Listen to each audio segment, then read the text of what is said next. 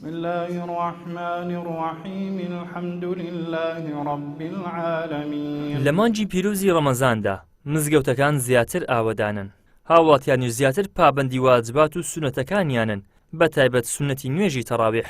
دەچیتە هەر مزگەوتێک جمەی دێت لە خەڵک و هاوڵاتی. نوێژ خوێنانیش بەنەتەوە و زمانە جیاوازەکانەوە مانگی ڕەمەزان بە دەرفەت دەبینن بۆ زیاتر خۆپاکردنەوە لە گوناه و تاوان و ئەنجامدانی سونەتەکان. صلاة التراويح حقيقة أني يعني في مكان بعيد بس أجي أصلي هنا لأنه صلاة مانجی پیرۆزی ڕەمەزان مانجی خێر و بەرەکەتە کە خوددا بەهۆی ئەو خێر و سەدەقانەوەی دەیکەن دایان پارێزێت. ڕەمەزان مانگی خێر و بەرەکەتە، بەنسبەت نوێژی تەراویحیش ئەوەی ڕاستی بێت من لە ڕێگایەکی دوورەوە دێم، بەڵام زۆر ئاسوودەم لێرە. نوێژەکان زۆر خەفیفن و دەنگ و سەداکەشی زۆر خۆشە. خودای گەورە لە هەموو لایەکی قبول بکات. لهذا الخير ولهذه البركة. مانجی رمضان خير وبركته. لو حوما هر کەسێک لە مانجی ڕەمەزانی بەڕۆژی بی ئەوی نەخۆشی بی ئەوی فەقیری بی هەموو لە سەیرا دەکەی. خوای گەورە مانجی ڕەمەزانی لە بەلاشدا هەندەیە ونیا بەس ئەوەی پێ نابی ئەوە گەوزەیە نازانیت. مانجی ڕەمەزانی خێر و بەرەکەتە لۆ فەقیران لۆ حەومان لۆ زسمان ئیسفادە هەیە و خواز وازبی کردی لە سەرمان دەی بەڕۆژی. خوای گەورە بەرەکەتی یەخستە مزگەوتەکانمان دەبی لە مانجی ڕەمەزاندا تەڕایعەکان جێبەجێکەین، سوڕەتەکانی قورئانی پیرۆز بخوێنین و سونەتەکانی پێغەمبەر صلی الله علیه و سلم بەجێبین و بەڕاستی مانگێکە پڕ لە عیبادەت، پڕ لە خۆشی و پڕ لە ئارامی، پڕ لە کامەرانی، مانگێکە ماشەڵڵا ئەو مانگە خوای گەورە بەرەکەتی یەخسێ هەم لە ڕزق و ڕۆز و هەم لە بەرەکەتی دین و هەم لە بەرەکەتی تەعات و تەقوا و عیبادەتەوە. ئینشاءڵڵا مانجی ڕەمەزان بۆ گەلی کورد بۆ هەر چوارپارچەی کوردستان دەبێتە مانگێکی پڕ خێر و بەرەکەت و خۆشی.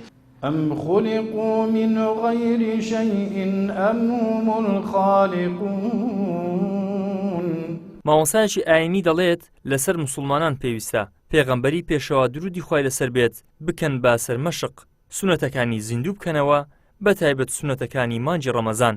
سونەتەکەی پێغەمبەری عەلەیهی سەڵات وەسەلام لە چەند خاڵێکدا خۆی دەبینێتەوە. یەکەم زیندووکردنەوەی جێڕانەوە و مداراتکردن و ڕەفاقەتیکردنی قورئانی پیرۆز هەروەکو پێشەوەمان محەممەد الموستەفا عەلەیهی سەڵات وسەلام. سونەتی دووەم ئەو نوێژە جوان و ڕێک و پێکانەیە کە هەر هەموو بەیەکەوە لە مزگەوتەکان ئاوادانەکەنەوە کە ئەلحەمدوللیلا کوردستان هەموو ساڵێ بەگەرم و گوڕی بە ڕێنماییەکانی وەزارەت و لایەنی پەیوەندیدار هەر هەموو بەیەکەوە بەبێ فەرق و جیاوازی ئەلحەمدوللیلا زۆر بە گوڕم و گوڕیەکی جوان و ڕێک و پێک وە خوشک و برایان و خەڵکان و دۆستان سفرە ئەڕازین دێت و هەموو بەیەکەوە دێن لەسەر سفرەی خوای گەورە سوبحانەهو وتەعالا و سفرەی محەممەد الموستەفا عەلەیهی سەڵات وسەلام تەڕاویحەکان بەیەکەوە ئەکرێن.